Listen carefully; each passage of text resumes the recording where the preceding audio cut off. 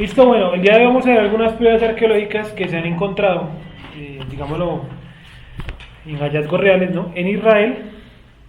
Y en la hoja que ustedes tienen el día de hoy, pues tienen alguna muestra de eso. Estoy trayendo todo lo relacionado con la idolatría, ¿sí? Todos estos son los dioses detrás de los cuales nuestros antepasados, los miembros de las 12 tribus se desviaron. Y uno llega y mira y dice, pues, se desviaron detrás de muñequitos, ¿no? Detrás de cosas como muy sencillas. Pero yo quiero... Dime, perdón. Un muñequito parece ese de Halloween. ¿Cuál? Jack. No lo identifico. De los músicos en la boca. Ah, de una película, ¿no? Y vea, pues sí, tiene razón. Y eso es esta es una deidad. No sé si de pronto la película, pues obviamente todas las películas tienen su vaina ahí rara, ¿no? Sí, porque él era como en la película como sí, como decir el dios entre comillas de un... Sí, era un dios. No, yo no me la he visto bien Pues realmente. de ahí les interpreta como el dueño de ese mundo. Ve qué raro, ¿no? Bueno, primero que todo, primer cuadro, mano izquierda arriba. ¿Sí lo ven? ¿Dónde están las dos deidades? Mano izquierda arriba. Está la tipificación de dos deidades, la masculina y la femenina. ¿Cuál será la femenina? La de la mano izquierda, ¿cierto? ¿Por qué la sabemos? Porque tiene senos pronunciados, ¿cierto? Y sus manos, ¿cómo están ubicadas? Está así. ¿Sí? ¿Listo? Pero hacia abajo. Hacia abajo, hacia abajo. Y esa es la... Sí, no, o sea, así, como si fuera un militar, pues. Y el hombre, ¿cómo está? ¿Cómo creen ustedes que está? ¿Cómo? Así como, o sea, así. No, el hombre está sujetando entre sus manos el miembro, con las dos manos. ¿Sí? Pero es la barriga. Sí, lo que pasa es que como está deteriorado, o sea, como está deteriorado, pues obviamente pues el miembro no se le alcanza a notar bien, pero si tú te das cuenta, si le ves el círculo que se ve ahí, eso serían los testículos, y falta un pedazo que sería el miembro que es lo que tiene realmente las manos. Y esa es la tipificación del dios de las cosechas, ¿sí? También le decían el dios dador de vida. ¿Cómo era la práctica de los cananeos para otorgarle vida a sus territorios, a sus tierras, ¿no? Sembraban lo que fueran a sembrar la semilla, luego llegaban hasta el sitio, los hombres del lugar se masturbaban, ¿sí? Frente a las cosechas, y el semen lo derramaban sobre estas cosechas supuestamente para mayor fertilidad, según ellos, ¿sí? Esa práctica hasta el día de hoy se realiza principalmente en tribus de África, donde siguen pensando que el semen del ser humano, ¿no? Representa o otorga calidades de, ¿cómo decirlo? Sí, propiedades de fertilidad a la tierra. Entonces siempre por lo general, cuando se encontraba la diosa madre, que es la que tiene los senos, se encontraba por lo general también la representación del dios que está ahí en ese costado, el cual tiene pues esos puntos en la boca, como ustedes lo pueden ver ahí. Eso está en discusión todavía, porque esos puntos o por qué eso, se cree que el dios puede estar como enmascarado, o sea que esa no es la cara real del dios, sino que él tiene puesto una máscara, y por debajo estaría su verdadera cara. Entonces se cree que eso sea una máscara lo que él tiene. Como se dan cuenta, la nariz pues es extremadamente extraña, ¿no? Muy larga. Entonces se afirma que eso puede ser una máscara. Máscara, pues los dioses de los cananeos por lo general utilizaban máscaras, ¿sí? Y donde vemos, por ejemplo, esa herencia de las máscaras, por ejemplo, en culturas como la hindú o como la colombiana, ¿cierto? Donde en el carnaval de Barranquilla hay personas que se enmascaran con la cara de un elefante, ¿cierto? Y cómo es que marimonda, ¿no? Que es el nombre que se le da acá.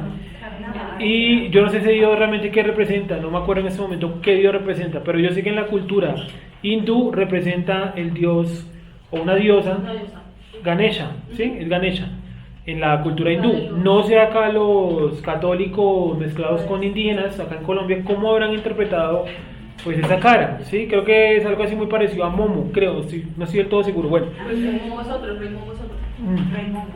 Número 2, imagen central de la parte de la primera línea, el del coso largo, ¿cierto? Ese es el Congo.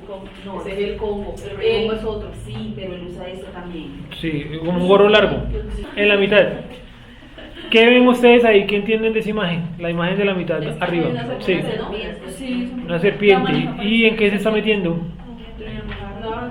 Sí, esa imagen o ese dios se llamaba la serpiente de cobre. Y era un mito cananeo donde una serpiente, para inmortalizarse, se metía en una jarra o en un tazón que contenía cobre líquido. Se bañaba en ese cobre y salía por el otro lado, digamos, lo inmortalizaba porque iba a durar para siempre, según el mito, bañada en ese cobre. Entonces, ¿a qué le recuerda un poquito de esa narración? ¿En la Biblia hay alguna serpiente de cobre? Sí, Claro, ¿cierto? Entonces, para ellos, ¿qué representaba? Entonces, este es un mito muy parecido al del ave fénix. En el cuento del ave fénix, pues varía el ave, ¿cierto? Pero realmente el primer ave fénix que se conoció en alguna cultura, ¿no? Es en Sumeria, y allá el ave era un halcón. Sí, ustedes saben que el halcón es muy parecido a la lechuza, es como una lechuza y como un águila, como intermedio entre los dos, ¿cierto? Entonces el halcón en el mito, por alguna extraña razón, aterrizó, en el mito de los sumerios, aterrizó sobre un árbol que estaba en llamas. Sí, y como aterrizó en un árbol que estaba en llamas, él se prendió, el halcón se prendió también en llamas.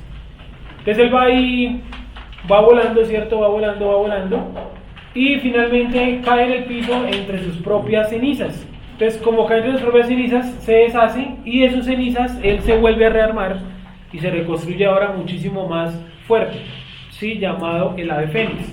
Entonces aquí es un poquito parecido, sí, es una serpiente que ingresa en un contenedor para obtener la vida eterna. ¿Listo? Es casi como el mito de Gilgamesh, ¿no? Cuéntanos. Pues el Gilgamesh que cuenta de que el rey de Ur, que esto es Mesopotamia antigua, Sí. se va con el Enkidu, el gigante, creo que es que se llama, y van a buscar la fuente de la juventud. Y van a buscar lo de la fuente de la eterna juventud, y vamos a ver de qué es la fuente de la eterna juventud. Precisamente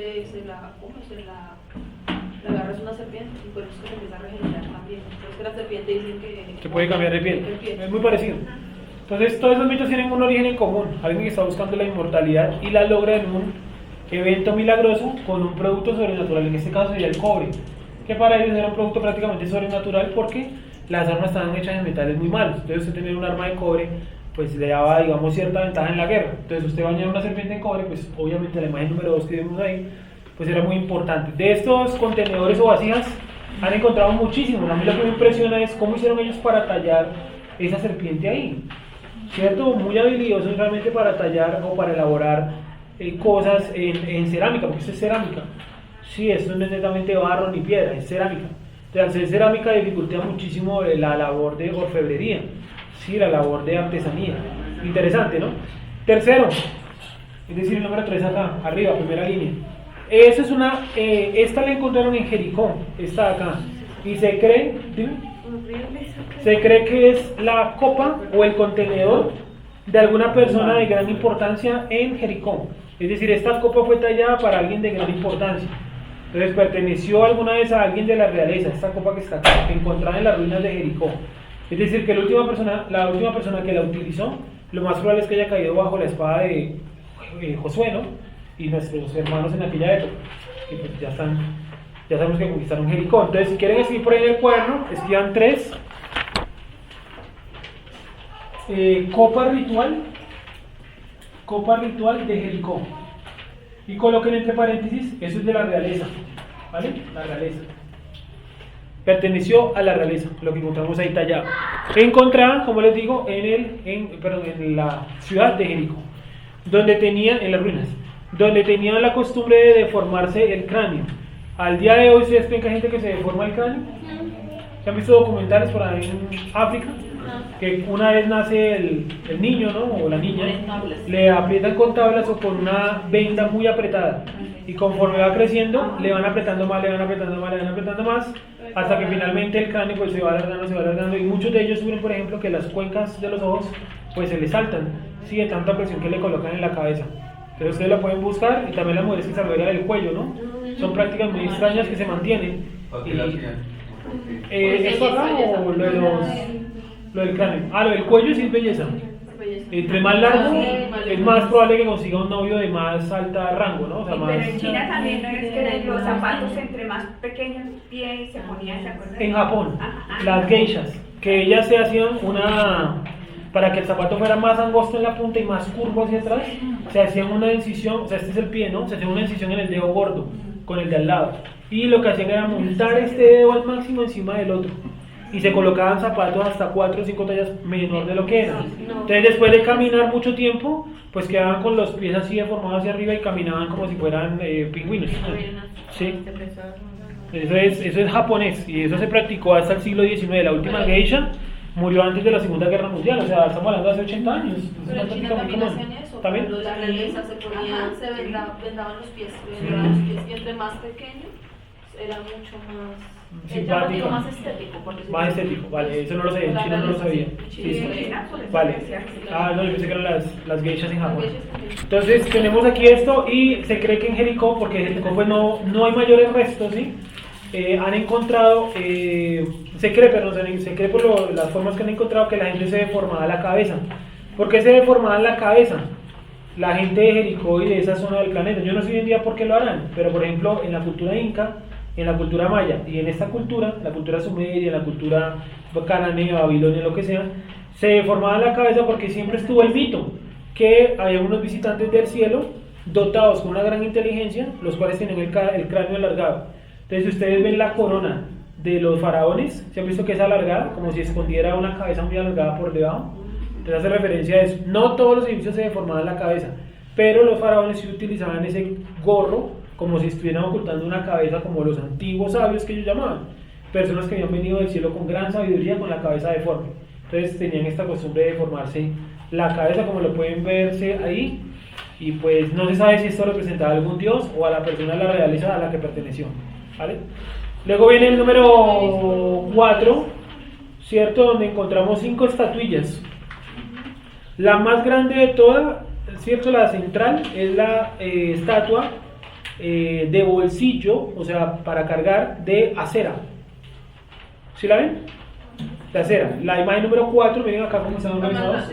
¿Cierto? 4, la de toda la mitad, la grande, esa es la estatua de acera. Y se diseñaba para cargarse, cada persona podía cargar una muy fácilmente. Y esta imagen número 4 le pueden colocar los terafines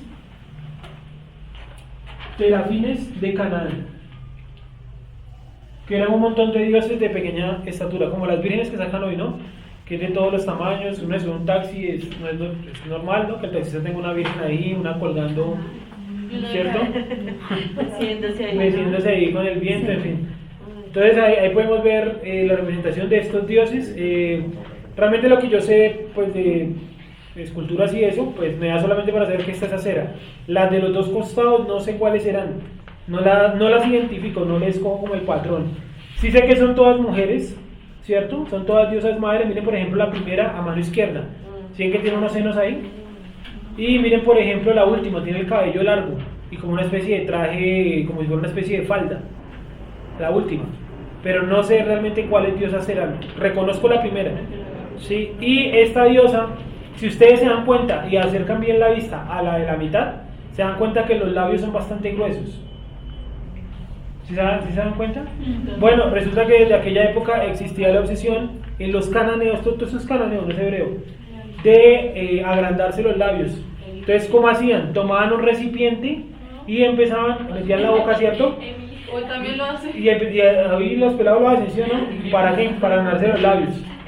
¿Sí? ¿Cierto que lo hacen? ¿Listo? Entonces se hinchan los labios a punta de su propia presión sanguínea y tal.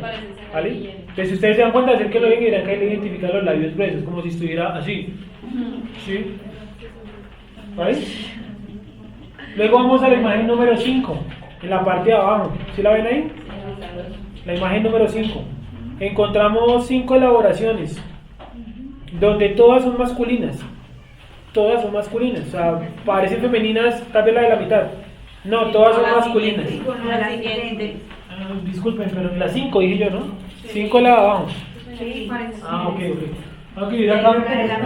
Hay 2 que parecen con senos. Sí. 3 Pero la cuarta parece la como si cuarta los tuvieran más la grandes. tercera más grande, la que los brazos tienen la cierta. Y hasta Sí, la ve, qué raro. esta Sí, ustedes tienen razón. Pero voy a colocar el nombre con el que lo colocaron. Dice los Baales de Endor. Pero puede ser que. Sí, yo. Ahí la representación de los testículos. Lo que pasa es que esto, ya voy para allá, que estas formas realmente, pues se cree que, digo, no le explicó, que puedan ser consoladores antiguos. que se rellenaban con abejas, ¿cierto? Bueno, tienes que con abejas y qué otro animal más, cucarrones, solo abejas. Se les colocaba una especie de tapón, digámoslo así, para que las abejas quedaran adentro y eso pues generaba algún tipo de vibración. O sea, estos son los Baales de Endor, ¿vale? Baales de Endor. Entonces aquí lo pueden encontrar de Endor. Entonces esto es pues muy antiguo y realmente como el más antiguo de los, ¿cómo se llama eso? De los dildos, no sé el nombre, ¿no? Que han encontrado, lo encontraron en Polonia y data incluso anterior a la época de los cananeos, o sea, es muy muy antiguo el dildo, y era una cosa de más o menos unos 19 centímetros y tenía para insertarle algo, entonces siempre ha sido un misterio que se insertaban ahí. Según las investigaciones, probablemente en Polonia, ¿no? Agua caliente, para generar algún tipo de placer pues, interno dentro de la mujer, pues, en fin, locuras sexuales que no vienen al caso.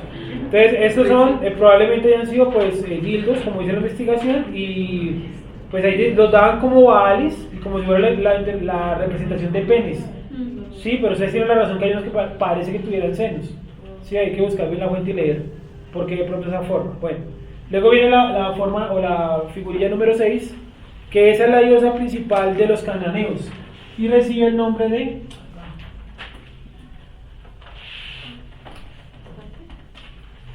Astarot, diosa de los sidonios.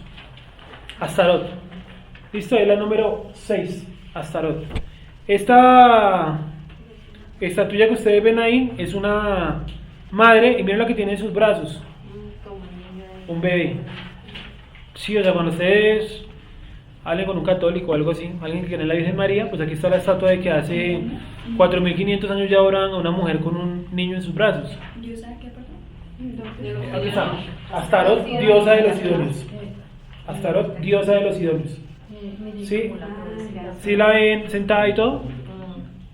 Sí, y tiene una mano en su pierna derecha y tiene la otra cogiendo al bebé, ¿cierto? Pegándoselo al pecho.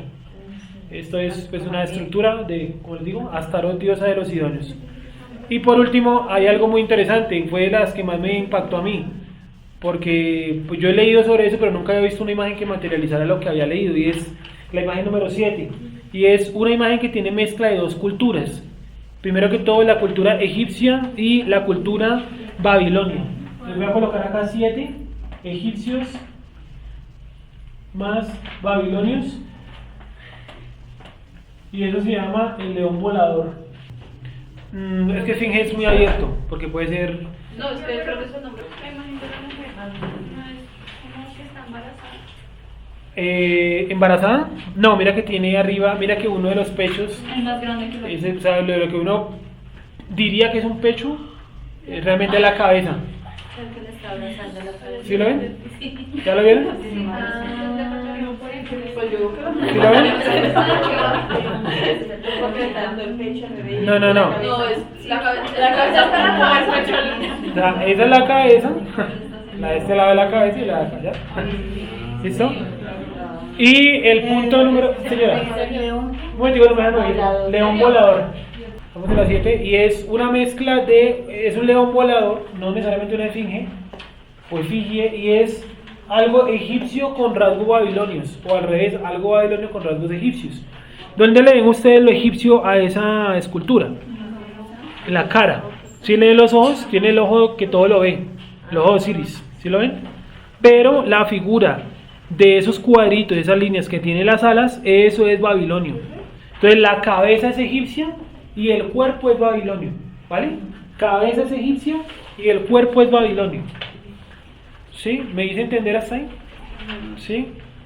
¿Qué más podemos ver ahí? ¿Qué más ustedes interpretan en esa, en la última?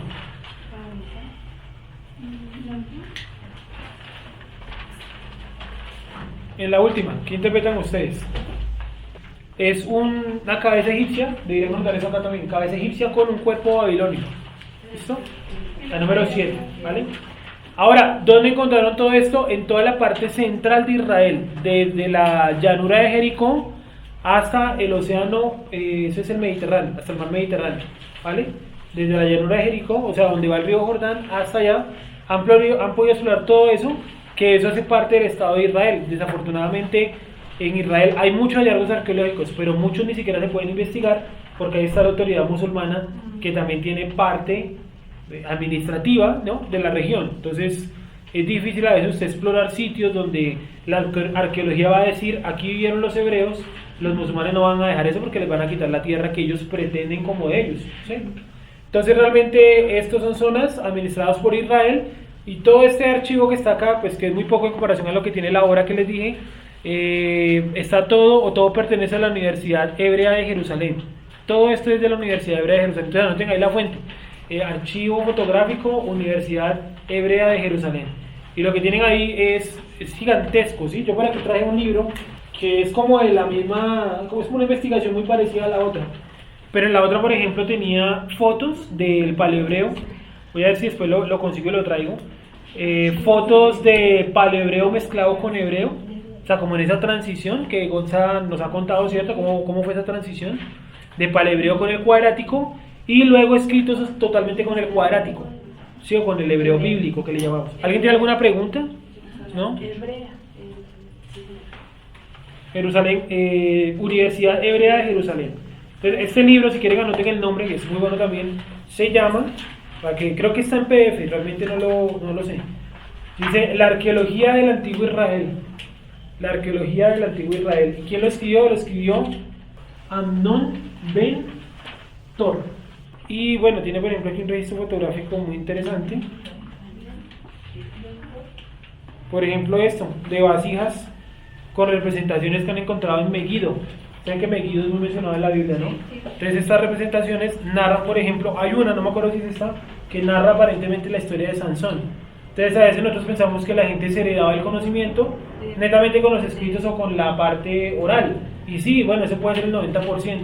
Pero hay un gran porcentaje que heredaban el conocimiento a partir de dibujos hechos en piezas de cerámica o hasta de madera.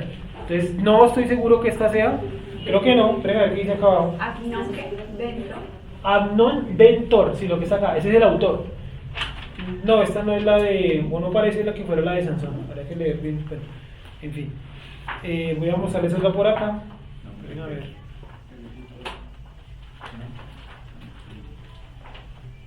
Bueno, este es un libro muy completo porque, por ejemplo, miren lo que hace. Voy a contar así rápidamente qué hace el libro. El libro coge solamente algo. Dice, por ejemplo, asentamiento en la región occidental.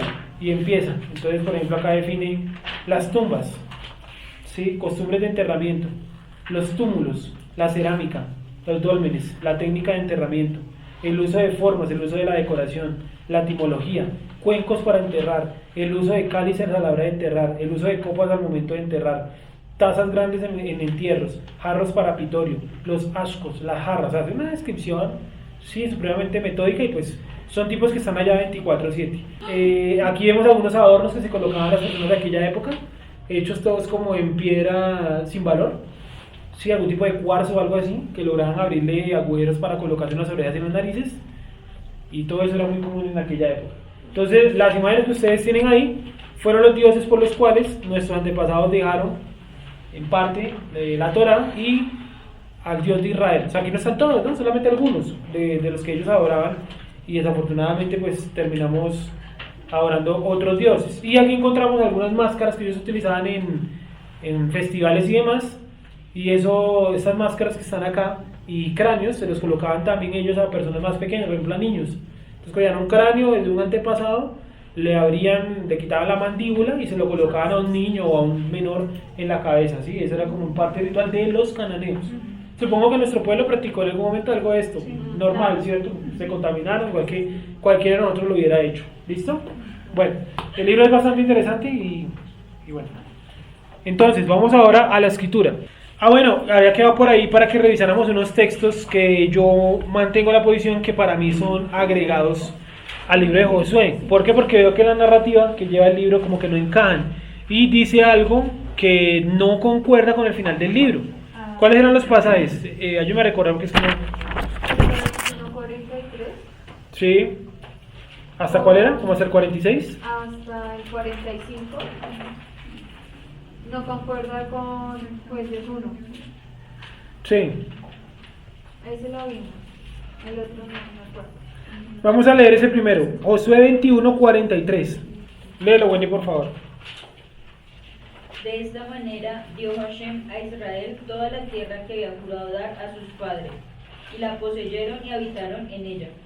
Y Hashem les dio reposo alrededor conforme a todo lo que había jurado a sus padres, y ninguno de todos sus enemigos pudo hacerles frente, porque Hashem entregó en sus manos a todos sus enemigos.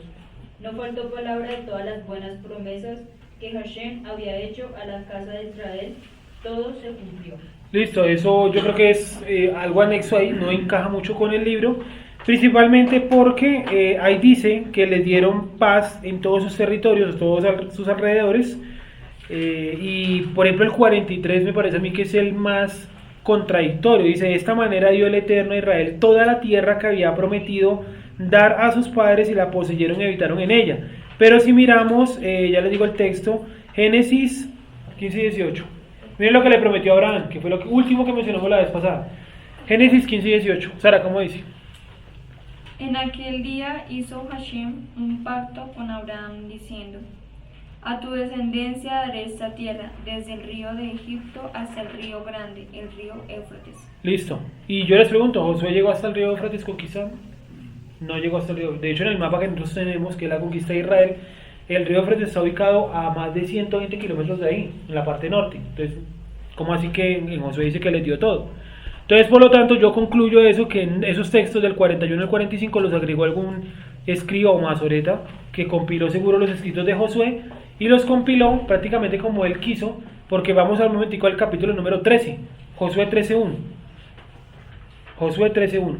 Así como también compilaron mal el libro de Daniel, que el capítulo 7 debería ser el 9 y el 8 debería ser el 10. Están mal organizados. Entonces, Josué 13:1. ¿Cómo dice? Siendo Josué ya viejo, entrado en años, Hashem le dijo: tú eres ya viejo, de edad avanzada, y queda aún mucha tierra por poseer. Sigue, por favor. Esta es la tierra que queda, todos los territorios de los filisteos y todos los de los jesureos. Déjame ahí. Todos los territorios de los filisteos. ¿Hasta cuándo conquistó Israel a los filisteos? Porque Josué no lo pudo hacer. ¿Cuándo? Hasta David. Y luego ellos se rebelaron en la época de Salomón, ya cuando Salomón estaba al tiempo de morir, al final de su vida. Entonces, por lo tanto, la afirmación que lanza Josué, yo pienso que es mejor dejarla como en paréntesis, en el capítulo 21:43, porque, repito lo que he dicho ya, y para mí es un anexo, ¿sí?, de algún escriba. ¿Quién investigó o leyó algo sobre eso? Del 21:43 hasta el 45. Incluso la división que le hace la Reina Valera coloca esos 5 pasajes, los coloca aparte, ¿no? Los coloca entre dos subtítulos.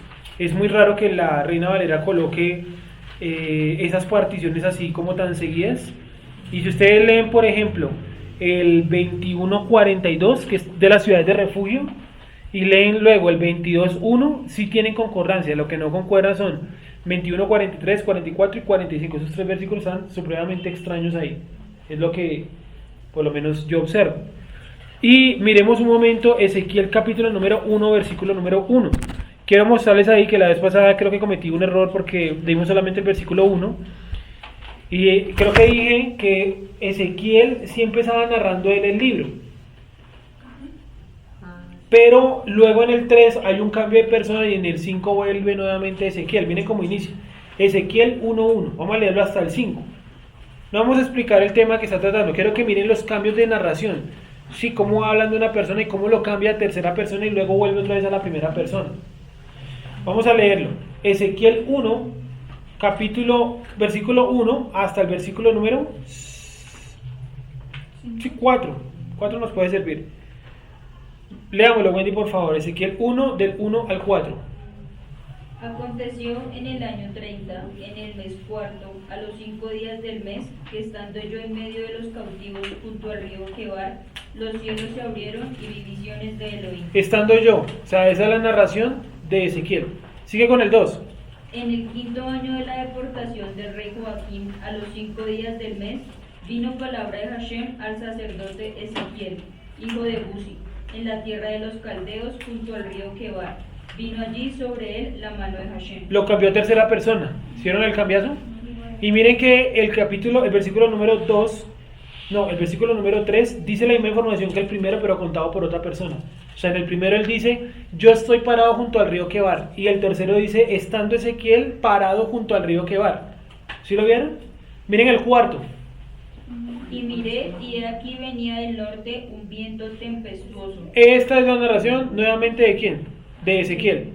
Ahora, por favor, otra persona, Sara, por favor, léenos el versículo 1 y sáltate por favor al versículo 4. No leas el 2 y el 3. Y miren cómo concuerda. O sea, metieron esos dos textos allá a la mano. Aconteció en el año 30, en el mes cuarto, a los 5 días del mes, que estando yo en medio de los cautivos, junto al río Quebar, los cielos se abrieron y vi visiones de Dios. Y miré, y he aquí venía del norte un viento tempestuoso. Dame un segundito ahí. ¿Sintieron el cambio? O sea, ¿sonó ilógico? No sonó ilógico, porque el versículo 2 y el versículo 3 alguien los colocó como para darle un contexto histórico. Pero la narración de Ezequiel va 1:1 y retoma nuevamente en el 4. ¿Sí? ¿Me dice entender? Sí. Ahora, los profetas tenían escribas. Vamos a mirarlo. Por ejemplo, Jeremías tenía un escriba, o sea, un tipo que le hacía el favor de tomar nota de las profecías. Supongo que él entraba en algún tipo de trance o se despertaba del sueño, y pues obviamente rinde más contárselo a otra persona que lo vaya escribiendo. Vamos a leerlo. Ahora, habría que mirar si su introducción de la mano, si su metida de la mano es, digámoslo de esta manera, aporta o no aporta a la narrativa. Yo creo que sí aporta porque nos da un dato histórico. No se mete en nada con la interpretación o con la visión que tuvo Ezequiel como tal. ¿Sí? Entonces vamos a mirar un momentico. Y Jeremías le dijo al escriba. Venga a ver, sí. Jeremías 45. ¿Será? Mensaje a Baruch. Puede ser, porque usted 36.4 y menciona también un tal Baruch. Búsqueme el 45 de mano mientras que nosotros miramos el 36.4. Entonces, Jeremías 36.4. Jeremías 36.4. ¿Cómo dice, Sara? Léelo, por favor. Y llamó Jeremías a Baruch, hijo de Nerías, y escribió Baruch de boca de Jeremías en un rollo de libro. Dame un segundito, léenos como un poquito el contexto porque empezamos súper muchos ahí, como el 3 puede ser, el 3 o el 2. ¿Jeremías qué? ¿33? Sí. Sí.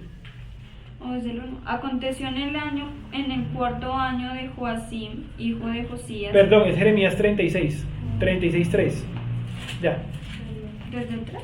Desde el, sí, bueno, del 1. Jeremías 36.1. Ya, qué pena, disculpa. Sí. Aconteció en el cuarto año de Joacim, hijo de Josías, rey de Judá, que vino esta palabra de Hashem a Jeremías diciendo: Toma un rollo de libro y escribe en él todas las palabras que te he hablado contra Israel y contra Judá y contra todas las naciones desde el día que comencé a hablarte, desde los días de Josías hasta hoy. Quizá oiga la casa de Judá todo el mal que yo pienso hacerles y se arrepienta cada uno de su mal camino, y yo perdonaré su maldad y su pecado. Y llamó Jeremías a Baruch, hijo de Nerías, y escribió Baruch de boca de Jeremías en un rollo de libro todas las palabras que Hashem le había hablado. ¿Listo? Entonces ahí vemos cómo Jeremías utilizaba a alguien que le ayudaba a escribir por lo menos una parte de sus profecías, ¿no? No dice que todo. ¿De 45 qué decía, hermano? Palabra que habló el profeta Jeremías a Baruch, hijo de Nerías, cuando escribía en el libro estas palabras de boca de Jeremías en el año cuarto de Joacim, hijo de Josías, rey de Judá. Entonces ahí también coloca que el escritor de esa profecía, de la del capítulo número 45, es también Baruch, el escritor. Pero el que está inspirado por Dios, pues es directamente Jeremías, quien está recibiendo la revelación, ¿vale? Entonces, ¿alguien buscó algo sobre el texto de Josué? Josué 21, 43 hasta el 45. ¿Alguien lo buscó por ahí? ¿No? Bueno, entonces, si en algún momento se lo encuentran o están leyendo algo sobre eso y hayan algo diferente a lo que hemos dicho acá, sería bueno que lo contaran, porque si es un texto que absolutamente nadie lo comenta, por lo menos de lo que yo miré, en el judaísmo no hay comentarios de ese texto. Se lo hacemos como, sí, Dios entregó toda la tierra, y eso no es verdad, Dios no entregó toda la tierra.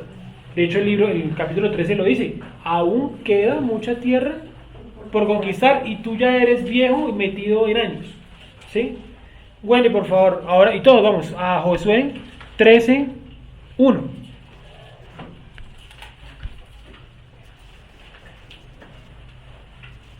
Vamos a leer solamente el 2. Él le menciona lo siguiente, ojo que esta es la clave para darnos cuenta que el 21:43 no encaja con la narrativa del texto. Dale, por favor. Esta es la tierra que queda, todos los territorios de los filisteos y todos los de los jesureos. Listo, los filisteos, ya lo vimos, conquistados hasta la época de David. Estamos hablando de más o menos como 200, 300, no, 350 años después de Josué. O sea, mucho tiempo después, ¿vale? Vamos a seguir. Bueno, ahí están los límites hacia donde no se expandieron. Josué, ahora sí, capítulo 23:1. 23:1. Y yo veo aquí otra de lo mismo. Alguien que está narrando la historia de Josué para que Josué dentro de la historia nos narre. O sea, yo soy como el narrador en off de la vida de fulanito. Y ese fulanito, después de yo haber hecho la introducción, empieza él a hablar por sí mismo, sin el narrador. Entonces lee por favor el 23:1 hasta el versículo 3. Aconteció muchos días después que Hashem diera reposo a Israel de todos sus enemigos alrededor, que Josué, siendo ya viejo y avanzado en años, llamó a todo Israel, a sus ancianos, sus príncipes, sus jueces y sus oficiales, y les dijo: yo ya soy viejo y avanzado en años, y vosotros habéis visto todo lo que Hashem vuestro Elohim ha hecho con todas estas naciones por vuestra causa, porque Hashem vuestro Elohim es quien ha peleado por vosotros. Sigue por favor hasta el 4. He aquí os he repartido por suerte en herencia para vuestras tribus estas naciones, así las destruidas como las que quedan, desde el Jordán hasta el mar grande, hacia donde se pone el sol. Un momento, las que quedan, luego en el 21:43 no dijo que ya le había entregado toda la tierra. ¿Sí? Nota que ese versículo 21, 43, 45 es un comentario, más que haga parte del texto como tal de Josué. Sigue por favor en el 6. Ah, no, el 5, perdón. Y Hashem vuestro Elohim las echará de delante de vosotros. A futuro, no está hablando del presente. Y las arrojará de vuestra presencia, y vosotros poseeréis sus tierras, como Hashem vuestro Elohim os ha dicho. Sigue. Esforzaos, pues, mucho en guardar y hacer todo lo que está escrito en el libro de la ley de Moshe, sin apartaros de ello ni a diestra ni a siniestra. Y ojo con esta recomendación que les da Josué. Para que no os mezcléis con estas naciones que han quedado con vosotros, ni hagáis mención, ni juréis por el nombre de sus dioses, ni los sirváis, ni os inclinéis a ellos. O sea, yo como israelita, ¿cierto? Como parte del pueblo hebreo, tengo la prohibición de mencionar los dioses de otras culturas en el sentido religioso, sí, o que yo le otorgue a esas criaturas algún tipo de poder o importancia, ¿vale? ¿Dónde está ese mandamiento? Lo encontramos en Éxodo 23:13. Busquémoslo por favor, donde pues él recuerda aquí una ordenanza, eso no se lo inventó él de la nada, lo está sacando de Éxodo 23:13. ¿Listo? ¿Quién lo tiene? Éxodo 23:13, dame un segundito, espera. Y todo lo que os he dicho guardadlo, y nombre de otros dioses no mentaréis, ni se oirá de vuestra boca. Sí, en el sentido idolátrico. Por eso Josué lo dice, no juraréis en nombre de, ¿sí? En nombre. Entonces cuando encontramos el calendario judaico con los nombres de dioses caldeos, pues hay que mirar qué fue lo que pasó ahí, ¿cierto? Y hacer una depuración, porque la escritura pues no le coloca nombres a los meses, salvo tal vez el primero, ¿no? Que lo llaman el mes de Aviv, creo que eso está en la Torá. No recuerdo dónde está, pero está en la Torá. 2 segundos, léelo por favor. Donde dice en este mes de Aviv, ¿cierto que sí? Dice algo así. Sí. Es el único que le coloca el nombre. Dice: Hashem habló a Moshe y a Aarón en la tierra de Misraim diciendo: este mes será para ustedes el principio de los meses, será para ustedes el primero de los meses del año. Bueno, en el mío no dice Aviv, pero la Reina Valera dice Aviv. Éxodo 13:4. 13:4, léelo ahí por favor. Eso 13:4. Sí, ustedes salen hoy en el mes de Aviv. ¿Eso quién lo dijo? ¿Moisés? Sí. Moshe dijo al pueblo: conmemoren este día en el cual han salido de Misraim, de la casa de esclavitud, porque Hashem los ha sacado de aquí con mano poderosa.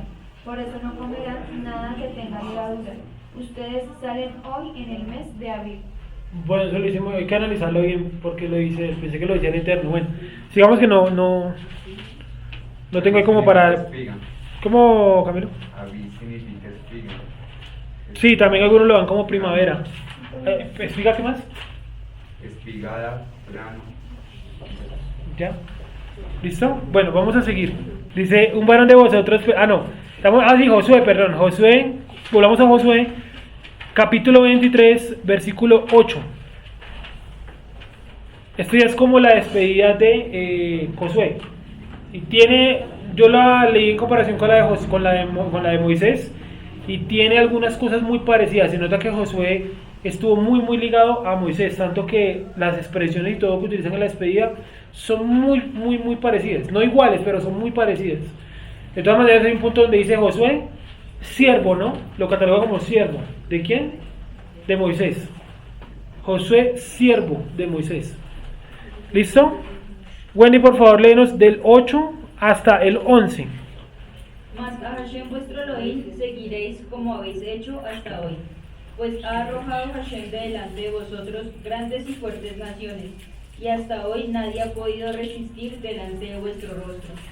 Un varón de vosotros perseguirá a 1000, porque Hashem vuestro Elohim es quien pelea por vosotros, como él os dijo. Guardad pues con diligencia vuestras almas, para que améis a Hashem vuestro Elohim. 11. Guardad pues con diligencia vuestras almas, para que améis a Hashem vuestro Elohim. Listo. Y el 12 dice, porque si os apartareis y os uniereis a lo que resta de estas naciones, o sea, comprueba nuevamente que quedaron naciones, que han quedado con vosotros, y si concertáis con ellas matrimonios, mezclándoos con ellas y ellas con vosotros, sabe que el Eterno vuestro Dios no arrojará más a estas naciones delante de vosotros, sino que os serán por lazo, por tropiezo, por azote para vuestros costados y por espinas para vuestros ojos, hasta que perezcáis de esta buena tierra que el Eterno vuestro Dios ha dado. ¿Cierto? O sea, ya les estaba advirtiendo, si ustedes se casan o ellas se casan con ustedes, pues van a tener obviamente problemas con el Creador. Y lo encontramos también en este texto de la Torá, por si lo quieren anotar, y es Números 33:55. Sí, anótenlo por ahí, no lo vamos a leer, pero dice más o menos lo mismo, que deben tratar, ¿cierto? Deben tratar de sacar a esas culturas para que no se conviertan en aguijones, ¿vale? Ya vamos terminando. ¿Listo? Vamos a terminar con lo siguiente. El entierro de los huesos de Joseph.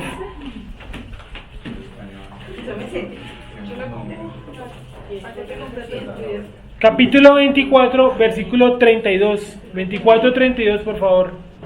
Entonces Josué pasó por la etapa de embalsamiento, ¿sí o no? Los egipcios lo trataban a él como a todos sus dirigentes, como un dios. Entonces le practicaron el embalsamiento y lo colocaron en un tipo de cofre o ataúd allá en Egipto, y entonces cuando los hijos de Israel sacaron sus huesos, pues no olía podrido, que eso siempre es pregunta tonta, ¿sí? ¿Por qué no les olía podrido los huesos de Josué? Entonces la respuesta tonta es, no, es que los huesos iban colocados hasta el final, entonces pues a nadie le olía. No, es que ya había pasado por el proceso de embalsamiento. ¿Listo? 24-32, eso. Los huesos de José que los hijos de Israel habían traído de Egipto, en la parte del campo de Jacob, que Jacob compró de los hijos de Amor, padre de Siquem, por 100 piezas de dinero, y fue posesión de los hijos de José. Listo. A José lo enterraron en la tribu de Efraín. Anótelo por ahí, que ahí está, es el nombre de la tribu, pero no es el lugar exacto. Entonces en la tribu de Efraín. ¿Listo? Vamos a dejarlo hasta ahí, ¿vale?